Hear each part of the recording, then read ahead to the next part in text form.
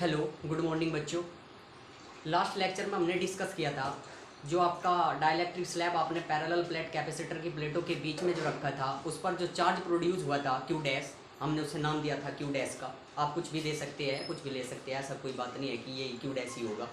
तो वो जो चार्ज था आपका क्यू डैश वो आपने फाइंड आउट किया था। Q dash is equal to जो भी आपके पास एक डेरिवेशन आया होगा सोल्व करने के बाद। आज हमें क्या करना है, अगर पैरेलल प्लेट कैपेसिटर है या किसी भी प्रकार का कैपेसिटर है, स्पेरिकल भी हो सकता है, पैरेलल प्लेट हो सकता है, या फिर आपका सिलेंड्रिकल हो सकता है, जैसा भी कैपेसिटर है वो इलेक्ट्रिक चार्ज को क्या कर लेता है, स्टोर कर लेता है। उसे हम क्या कहते हैं, कैपेसिटर कहते हैं। उसे उस कैपेसिटर की कैपेसिटेंस कहते हैं कि वो कितना चार्ज स्टोर कर सकता है, वो उसकी कैपेसिटेंस होती है।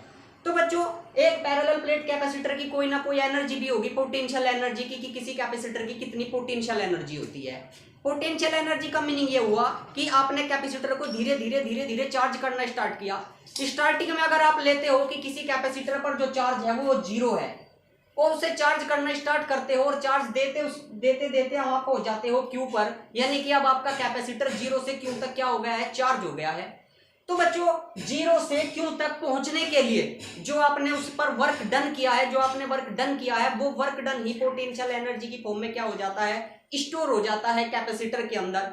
तो उसे हम क्या कहते हैं, कैपेसिटर की पोटेंशियल एनर्जी कहते हैं कि ये कैपेसिटर की आपके पास पोटेंशियल एनर्जी है। यानी सिंपल सा मीनिंग ये हुआ कि अगर आपको किसी कैपेसिटर की या किसी भी सब्सटेंस की ज्यादातर आपको पोटेंशियल एनर्जी निकालनी हो तो आप किया गया वर्क डन निकालिए कि आप वहां पर कितना कार्य हुआ है वो फाइंड आउट कीजिए। वो ही उसकी इलेक्ट्रिक पोटेंशियल एनर्जी की फॉर्म में क्या हो जाता है, स्टोर हो जाता है। तो जैसे ही हम जानते हैं कि 0 से क्यू तक किसी कैपेसिटर को चार्ज करने में जितना वर्क डन हुआ होगा वही उसकी पोटेंशियल एनर्जी की फॉर्म में स्टोर हो जाएगा।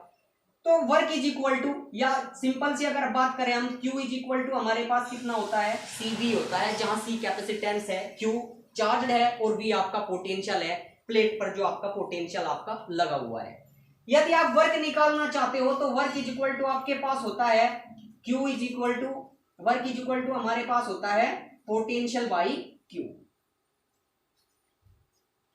सॉरी, जो आपका पोटेंशियल होता है that is equal to W by Q होता है कि पर यूनिट कूलम्ब चार्ज द्वारा जो वर्क डन किया जाता है उसे आप क्या कहते हैं, पोटेंशियल कहते हैं।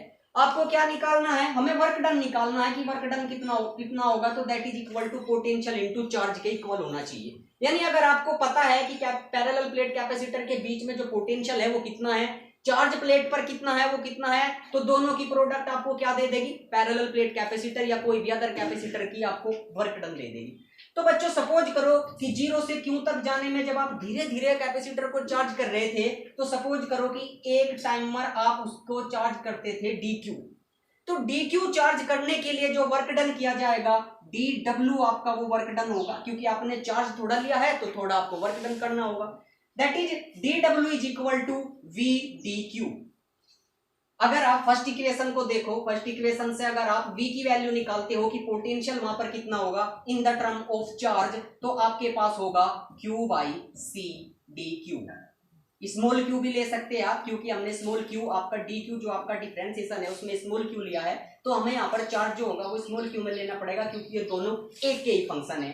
तो Q by C Q DQ आपके पास कितना होगा, DW होगा। इसका मीनिंग ये हुआ यही पोटेंशियल एनर्जी है, लेकिन ये पोटेंशियल एनर्जी कितनी है, DQ चार्ज करने में है कि कैपेसिटर को जो DQ चार्ज आपने दिया है उसमें किया गया वर्क डन DW है। अगर आप निकालना चाहते हो कि टोटल वर्क डन आपने कितना किया है 0 से Q तक जाने में, तो आपको क्या करना होगा, जो DW आपके पास है इंटीग्रेशन करना होगा उसका 0 टू Q तक। लोअर लिमिट आपकी 0 है, 0 से आप Q तक जा रहे हो तो DW integration 0 to Q integration Q by C DQ।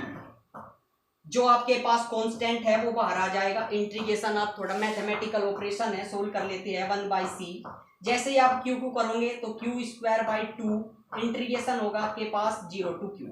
12th class है इसलिए हम ज्यादा डिस्कस नहीं करते कि इंटीग्रेशन क्या होता है, वो आप पढ़ चुके हो या पढ़ोगे, अभी हाल ही में पढ़ रहे होंगे।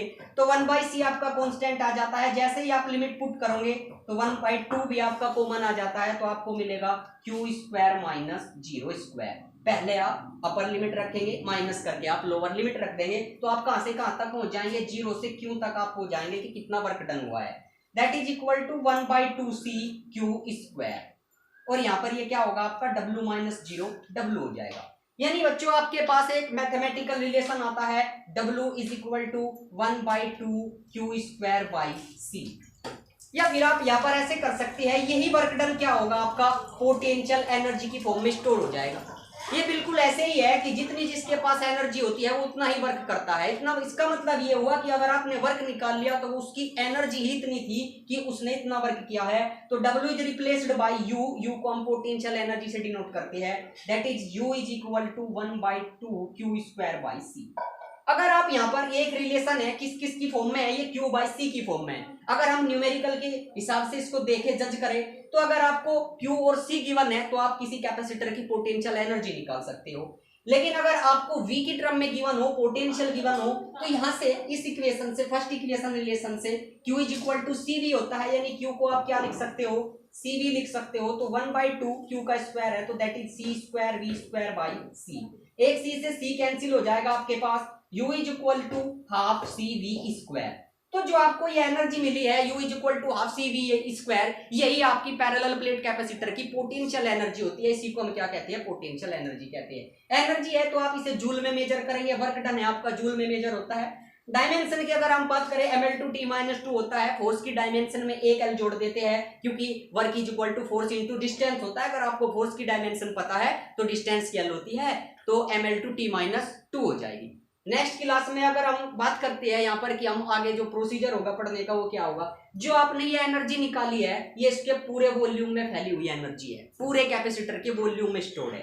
एग्जामिनर आपसे पूछेगा कि पर यूनिट वॉल्यूम पर एनर्जी बताओ, उसे हम एनर्जी डेंसिटी का कॉन्सेप्ट कहते हैं। इसका मीनिंग ये हुआ कि अगर इसका वॉल्यूम V मीटर क्यूब है तो आपसे पूछा जाएगा 1 मीटर क्यूब में मौजूद जो एनर्जी है वो फाइंड आउट कीजिए।